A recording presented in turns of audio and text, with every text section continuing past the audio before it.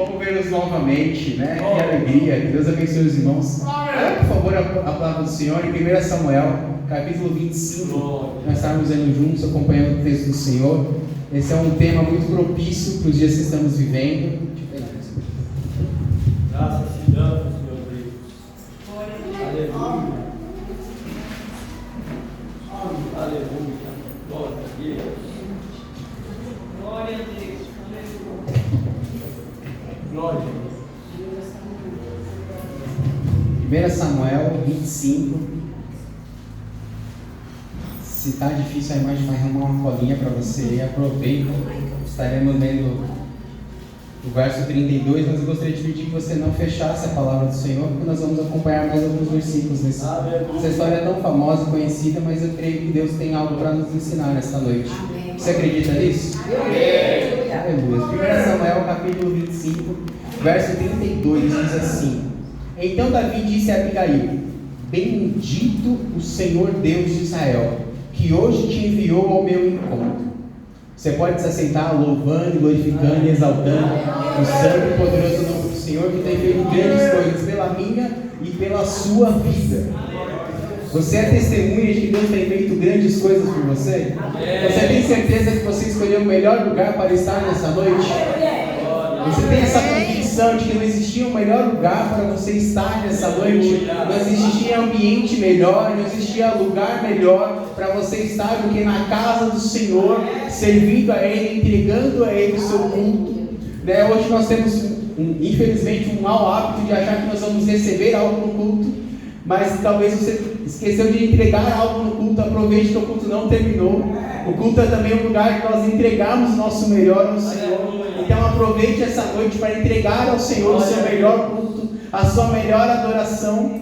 E amados, essa é uma história muito famosa. Quem nunca ouviu a história de Abigail e Davi e Nabal? Quem nunca ouviu? Amém. Então vamos contar toda ela, fica mais fácil. Amados, o capítulo vai começar dizendo que Samuel morre. É assim que começa o capítulo 25. E ele vai dizer que a nação entra em luto, e aí Davi vai se refugiar numa certa montanha. Naquela região havia um homem chamado Nabal. Era um homem rico, próspero, tinha muitas ovelhas. A palavra do Senhor declara que mais de 3.000 ovelhas ele possuía. E os seus pastores, quando iam atrás de pastos verdejantes, eles encontraram vamos dizer, a tribo de Davi, ou seja, aquelas pessoas que juntaram-se a Davi. Davi foi parar numa caverna e se juntou a ele todos os marginais da sociedade. O que são marginais? São pessoas que estão à margem da sociedade, pessoas que a sociedade despreza. E Davi se tornou líder deles, e se juntou a ele 400 pessoas. Depois se juntou mais 200. E ele está com esse bando, fugindo de Saul, que está tentando matá-lo. Mas quando ele recebe esses pastores de Nabal, a palavra do Senhor vai dizer que ele era como um muro à sua volta. Ele não feriu, ele não roubou, ele não maltratou, mas ele guardou e guardou tão bem, que você vai olhar em todas as traduções que eu li, a palavra do Senhor vai dizer assim: o servo disse, eles eram como um muro, 24 horas por dia à nossa volta. E quando Nabal vai tosquear as ovelhas, ou seja, é o momento de celebrar o trabalho, ou seja, todo o trabalho que os pastores fizeram de engordar as ovelhas, é celebrado no momento de tosquear elas. Então, neste momento, eles celebram e fazem uma grande festa e compartilham com todos aqueles que participaram disso. E Davi entende que ele faz parte dessa festa. Faz sentido? Se Davi guardou, se Davi protegeu, Davi fala assim: está na hora de eu também festejar, está na hora de eu também pegar a minha fatia do bolo. E ele manda 10 jovens mancebos ir até Nabal e falando assim: a mensagem é paz e prosperidade sobre você, Nabal. E ele começa a contar a história. Quando os seus pastores foram, nós guardamos ele. Pode perguntar para eles, essa é uma história verdadeira. E reserve o que você quiser. Mande para os meus servos que guardaram para mim. Ele não exigiu quantidade, ele não exigiu o que era, mas ele falou: separe uma parte dessa festa, porque eu faço parte disso. A resposta dele, de Nabal, foi assim: existem tantos forasteiros nessas terras. Quem é Davi? Quem é esse homem? Quem são esse povo? Eu não vou tirar da minha carne, eu não vou tirar do meu pão e dar para esse rapaz, que é simplesmente um forasteiro. Essa é a informação de Nabal. Nabal é esposo de Abigail. Aquele moço sai, leva a mensagem a Davi, Davi recebe a mensagem e só fala uma coisa: empunha as espadas. Ninguém entendeu nada, cada um pega a sua espada. A palavra do Senhor diz que Davi faz exatamente isso. Ele pega a sua espada e embainha ela e fala assim: todo mundo faça a mesma coisa e me siga. Hoje, ele fala assim: que o Senhor, de certa forma, me amaldiçoe se sobrar alguém vivo do sexo masculino da tribo de Nabal. Daquela família, ninguém do sexo masculino, até crianças, eu vou matar hoje. Porque ele me retribuiu o bem com o mal. E Davi sai, como nós dizemos por aí, com sangue nos olhos, para poder acabar com a família de Nabal. Só que um dos moços que ouviu a história contou para Abigail, falou: Abigail, os rapazes de Davi estiveram aqui, contou toda a história para ela e falou assim: se você não intervir, virá algo sobre nós. Falou: não adianta falar com sua esposa, ele é irremediável, ele é teimoso. Você vai ver vários adjetivos em várias traduções, mas a palavra do Senhor, ele é irretratável. Você conhece alguém irretratável? Esse era Nabal. E o que a Abigail faz? Prontamente, irmãos, eu não sei que cozinha ela tinha, mas ela preparou 200 pães. Você consegue imaginar quanto tempo leva para preparar 200 pães? Mas ela preparou 200 pães, juntou cordeiros, juntou o bolo de uva passas, e juntou cordeiros prontos, e ela fez um grande banquete, colocou em vários jumentos e falou: vai a caminho de Davi que eu estou chegando. E quando ela se encontra com Davi, a primeira coisa que ela faz é se prostrar aos pés de Davi. Ela se ajoelha diante de Davi e fala: posso falar? Ouve a tua serva. Fala: porque Nabal era um homem tolo, porque assim diz que é o nome dele. E quando os moços foram lá, eu não estava, a culpa é minha. Eu sou culpada, porque eu não vi os moços. Mas atenta, enquanto Nabal entendia que Davi era qualquer tipo de forasteiro, aquela mulher falou assim: eu sei que você será rei, eu sei que Deus tem guardado a sua vida, que Deus tem guerreado as suas guerras, e não se vingue, deixe que Deus se vingue de Nabal, mas aceita o que eu te trouxe e não faça vingança com as suas mãos. Davi aceita aquele conselho e nós chegamos no versículo que eu acabei de ler. Então Davi responde para Abigail: bendito o Senhor teu Deus de Israel, que hoje te enviou ao meu encontro. E ele fala: atendi o seu pedido, pode voltar para casa em paz. A paz que Nabal rejeitou, Abigail recebeu e levou de volta para casa. Quando ela volta, diz a palavra do Senhor que Nabal está dando uma festa como se fosse um rei, e ele está completamente embriagado. Ela fecha a boca e fala: não é hora de falar nada sobre isso. No outro dia, quando o marido acorda, ela conta tudo o que aconteceu. Em algumas traduções você vai ver que o coração dele parou, em outras você vai ver que ele teve um infarto, mas a palavra do Senhor diz que ele começa a passar mal e fica 10 dias desacordado. Alguns vão dizer que em certo coma. 10 dias depois, a palavra do Senhor diz que Deus fere Nabal e ele morre. Essa é a história que nós vamos conversar um pouco hoje. E amados, tem dezenas, para não dizer centenas de lições para nós aprendermos com essa história. Concorda?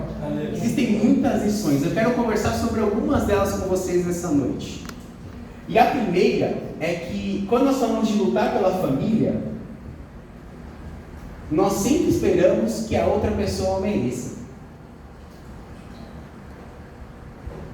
E hoje eu vim falar com você que talvez você tenha que lutar por alguém ou por uma família que talvez de certa forma não merece.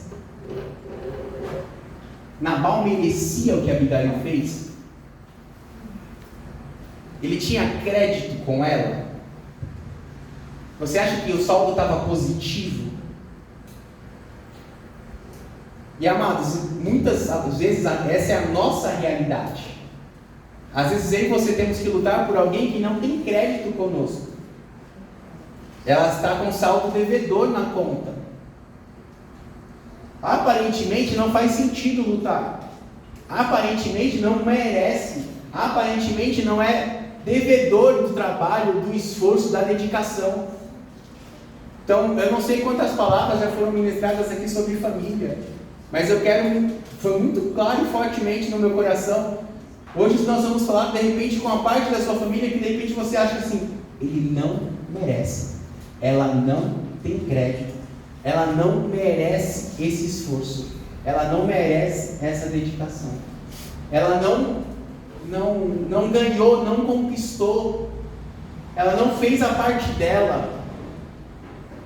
Eu não sei exatamente qual é a sua realidade, eu não sei exatamente qual que é a sua circunstância, mas Deus tem uma palavra para os nossos corações hoje, é de que o problema da sua família te afeta.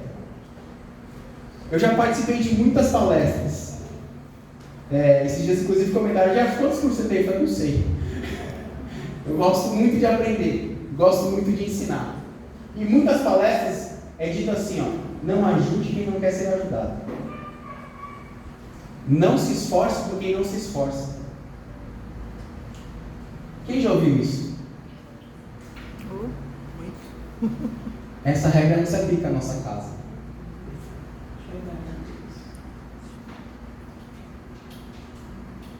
Você pode até usar ela para um outro lugar, para um outro ambiente, para uma outra circunstância, para um outro cenário. Essa regra não se aplica na sua casa. Na sua casa, importa. Na sua casa, é importante. Se é na sua casa, te afeta. Não tem como afetar alguém da sua casa e não afetar a sua vida. Não dá para alguém da sua casa passar por uma circunstância e você não sofrer nada. Não dá para ter uma tempestade na sala e você ter uma bonança no quarto. É o mesmo ambiente, é a mesma casa, é a mesma família. E nós estamos sendo empurrados para viver uma vida de extremo isolamento. Nós estamos sendo empurrados para viver cada vez mais egoístas e egocêntricos. É isso que nós temos aprendido nos filmes, nas séries, na televisão, nas novelas, nos jornais, nas conversas, em todos os lugares. Nós estamos sendo impulsionados para sermos cada vez mais egoístas e egocêntricos. Para cada vez mais se preocupar conosco, com o nosso umbigo, com as nossas necessidades, com os nossos sonhos, com os nossos objetivos. A sociedade está nos moldando e nos formatando para isso. Mas eu acredito que estou falando com pessoas que não são formatadas, nem têm a sua vida pautada no que o mundo diz, mas no que a palavra do Senhor declara. Eu acredito que eu estou aqui falando e conversando com pessoas que acreditam naquilo que a palavra do Senhor declara, que acreditam na verdade da palavra do Senhor e ainda acreditam na família. Aleluia! Lá fora as pessoas não querem mais se casar, não querem mais ter filhos, não acreditam em família, mas essa não é a nossa realidade. Essa não é a nossa realidade. Eu não sei qual é a realidade da sua casa, não sei qual é a realidade da sua família, mas eu quero dizer algo para você: o que afeta a sua casa afeta você. Não se iluda, o que afeta a sua casa afeta você. O que faz mal para a sua família faz mal para você. Porque hoje nós estamos cada vez mais vivendo divisões de corpos, é isso? Ou seja, um amo do outro e do outro, e cada um não se preocupa e vive a sua vida, e eu vivo a minha vida, e você vive a sua vida, e os filhos têm que achar outra vida para viver, porque não é a vida. Um monte de pessoas vivendo um monte de vida dentro do mesmo teto. Mas eu quero dizer e quero reforçar: o que afeta a sua casa afeta a sua vida. Faz sentido? Faz. Vamos pensar mais um pouco sobre isso. Aleluia.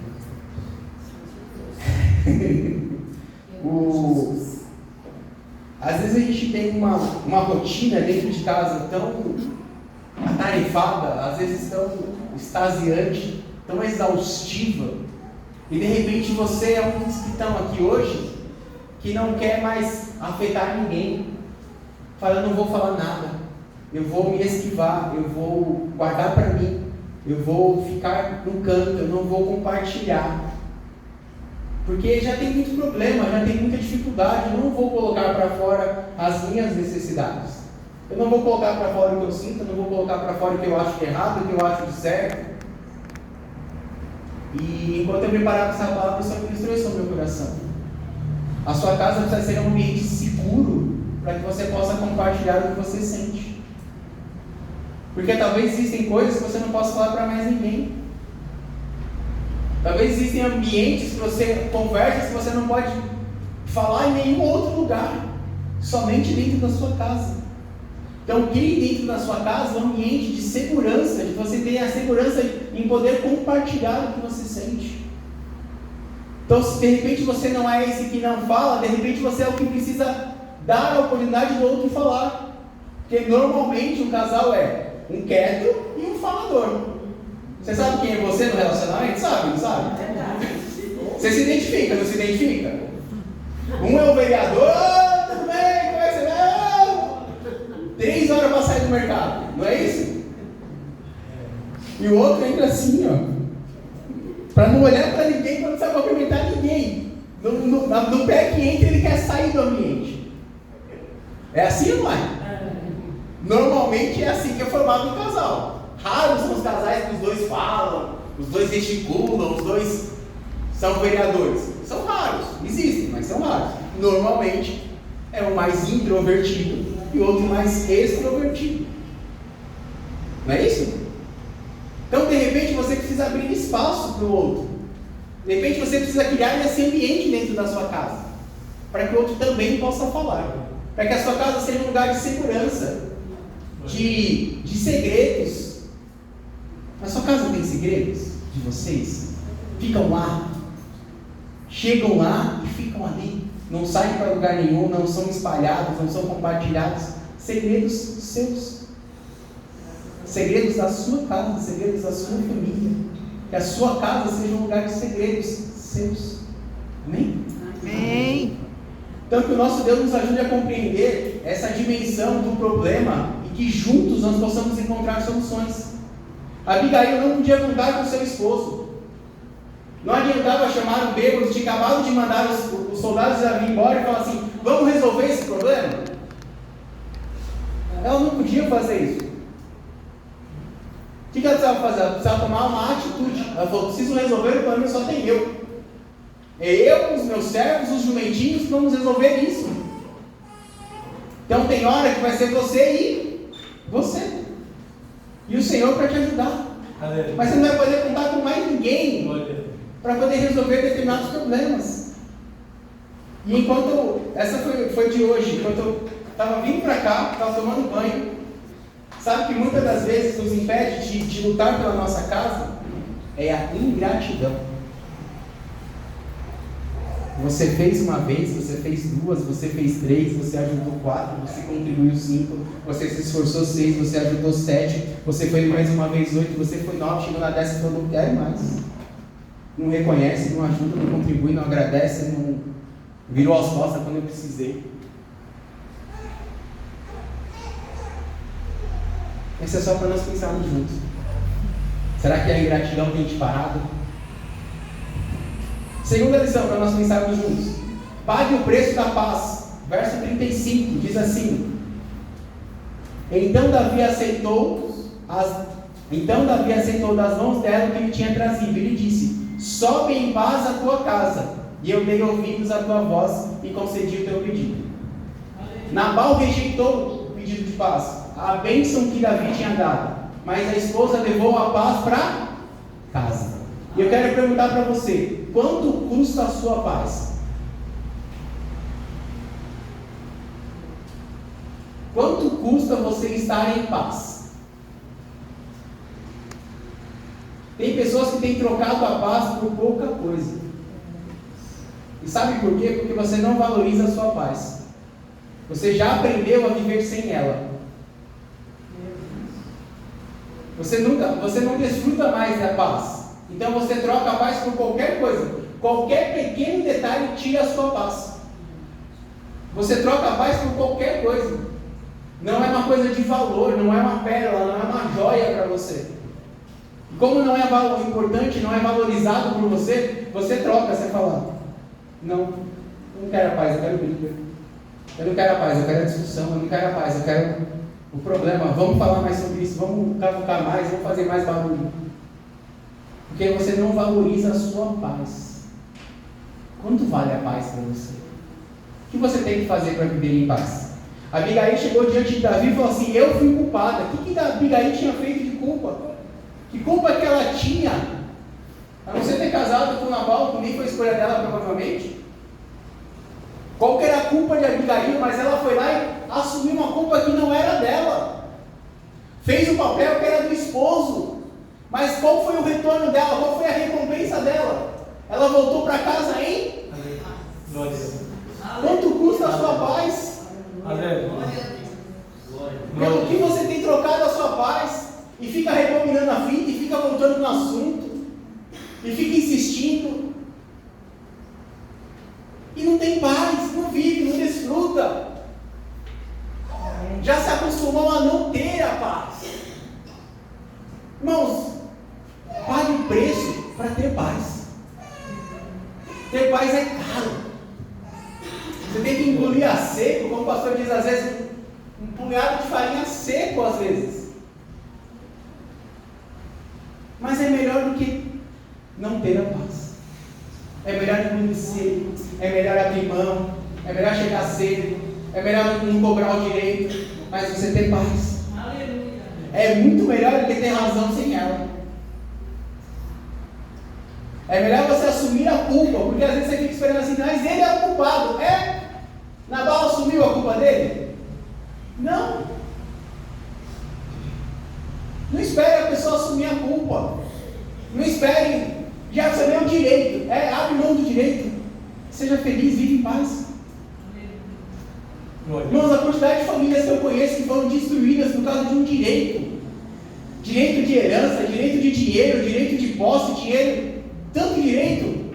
E a família foi destruída por um direito. Já você vê o direito?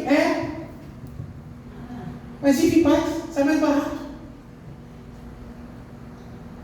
Tem famílias que não conseguem se juntar numa festa de Natal, como a gente está pregando aqui, por causa de uma herança.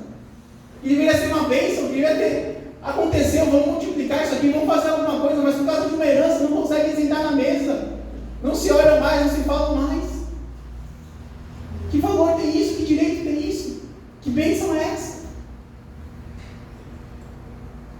Não dá mais para trazer o leite de volta? Não dá. Ficou bem, o que você faz com o bem? Abre mão do seu direito, paga o preço da paz. Grande Deus. Fala, é caro, mas eu vou pagar esse preço e vou viver em paz. Paga à vista, faz o boleto, eu vou pagar à vista, mas vou viver em paz. Não vou viver sem ela, não consigo conviver sem a paz. Vou pagar o preço, mas vou ter paz na minha casa. Glória a Deus. Glória a Deus. Terceira lição, para nós corrermos que o relógio avança voando. Terceira lição para nós pensarmos juntos. Abigail foi prudente. Você acha que teria algum problema se a Abigail chegasse assim e falasse assim, vocês estão todos vivos porque eu fui falar com Davi? Ela estaria errada? Não é uma verdade? Ela estava mentindo? Se ela chegasse para Nabal assim e falasse, salvei sua vida hoje, hein? Ela estaria errada? E por que ela não falou nada? Porque a outra pessoa não conseguia receber. Às vezes você fala a coisa certa na hora errada. Às vezes você fala a coisa certa para a pessoa errada. A prudência de Abigail fez ela ficar lá. Uma frase de um dos meus mentores é assim, você é senhor de todas as palavras que não disse, mas você é escravo de tudo que saiu da sua boca. Você falou, não tem mais o que fazer. Dá para desfalar? Dá para desdizer? Vamos torcer aqui um pouco o português. Dá para fazer essas coisas? Dá para voltar atrás do que você falou? Você pode pedir perdão, você pode pedir desculpa, mas dá para aquela cena não acontecer? Dá para apagar aquela imagem? Não dá. Agora, se você não fala, o que aconteceu? Nada. Você pode ter 1 milhão de pensamentos passando na sua cabeça. O sangue vai aqui e volta. Eu preciso falar. Mas se você não falar, Aconteceu alguma coisa? Parece que vai infartar. Sobe. Eu preciso falar. Não fala. Se você não falar, essas palavras são suas. Estão só dentro de você. Você precisa dar um jeito de tratar elas. Entra no banheiro e grita. Fala tudo, escreve no papel. Salvo engano, talvez Benjamin Franklin tinha esse hábito. Eu posso estar enganando o presidente, tá? Toda vez que ele tinha que falar algo que era pejorativo contra a pessoa, ele escrevia carta. E escrevia aquela carta baixando o verbo assim, rasgando. Mas ele nunca entregava. Ele só escrevia, e quando ele escrevia, ele botava tudo para fora, como se ele tivesse falado. E depois que eu recebia a pessoa, ele falava, tudo bem, vai ficar tudo certo. Ele encontrou uma maneira de dizer sem falar. Qual que é a sua forma de dizer sem falar? Mas não fale. Sabe onde a discussão faz assim, ó? É quando alguém fala que não deveria falar. É quando você falou, mas você falou, não deveria ter dito. Não era a hora de ter falado. Não foi o jeito de dizer. Eu estou errado. Então, seja prudente. E se você fosse se classificar hoje, você se consideraria uma pessoa prudente ou impulsiva? Difícil. Se você fosse se dar essa classificação, como você se classifica? Prudente ou impulsivo? Meia-meia. Meia-meia. Porque normalmente o impulsivo tem muitos arrependimentos, ou não? Fez o que não era para fazer, falou que não era para falar, errou a hora, errou o tempo, errou o time, errou a pessoa, errou. Porque normalmente ela tem uma boa intenção. O impossível quer resolver. Normalmente esse é o problema do impossível. Ele quer resolver um problema que apareceu na frente dele. E o primeiro caminho que ele acha, ele vai por ele. Não é isso? Ou estou errado com os impossíveis aí, me ajudem? Não é essa a ideia? Verdade. Você achou um problema. Como é que eu saio desse labirinto? Aqui. E você vai. Por cima de pau, por cima de pedra, passando por cima. Você não pensa muito bem. Se lá na frente você vai ter que voltar para trás porque você esqueceu a água e aí você tem que... Esse é normalmente o trabalho do impossível. Ele acha um caminho e vai. Igual uma flecha. Mas depois ele normalmente volta uma parte do caminho, porque não era aquele caminho. Não era aquela... Não era a forma, não era a velocidade, não era o momento. Faz sentido, irmãos? Sim. Sim. Recuperar o relógio. Então, amados, nós temos dezenas, para não dizer centenas de lições para aprender nessa história. Eu compartilhei com os irmãos aqui 3 lições. Se você chegar em casa e ler um pouquinho mais desse capítulo, você com certeza vai aprender muitas outras. Tem lições aí de humildade, de generosidade, de perdão, de relacionamento. É um texto assim, ó, riquíssimo. Eu já preguei ele algumas vezes e cada vez você encontra mais coisas nesse texto. Mas o que o Senhor quis trazer para nós nessa noite é: o que afeta a sua casa te afeta. Abra mão dos direitos para viver em paz. E seja mais prudente. Aleluia. Cuide melhor do que você diz. E você acredita que você precisa melhorar em alguma dessas áreas? Sim. Você acredita que a gente pode melhorar um pouquinho em alguma dessas áreas? Sim. Eu posso orar pela sua vida para nós orarmos juntos? Você pode colocar de pé? Aleluia. Gostaria de orar pelas nossas vidas. Nós precisamos. A palavra do Senhor produz fruto, efeito, mudança, transformação na minha e na sua vida. E eu não sei qual que é o primeiro item da sua lista. Jefferson, você falou aí, eu preciso me importar mais com a minha família. Essa questão de afetar é o meu item. Não, Jefferson, você falou sobre a paz, eu preciso pagar esse preço. Não, Jefferson, você falou sobre a prudência, eu preciso passar um zip na minha boca. Eu não sei o que você precisa mais. Mas você vai orar por isso. E eu vou interceder pela sua vida neste momento. Amém? Você está com a sua família? Você pode se juntar à sua família. Se você estiver em família, se junte com a sua família para nós orarmos juntos. Tem umas noite de família, então junta a família aí. Junta lá, pode juntar.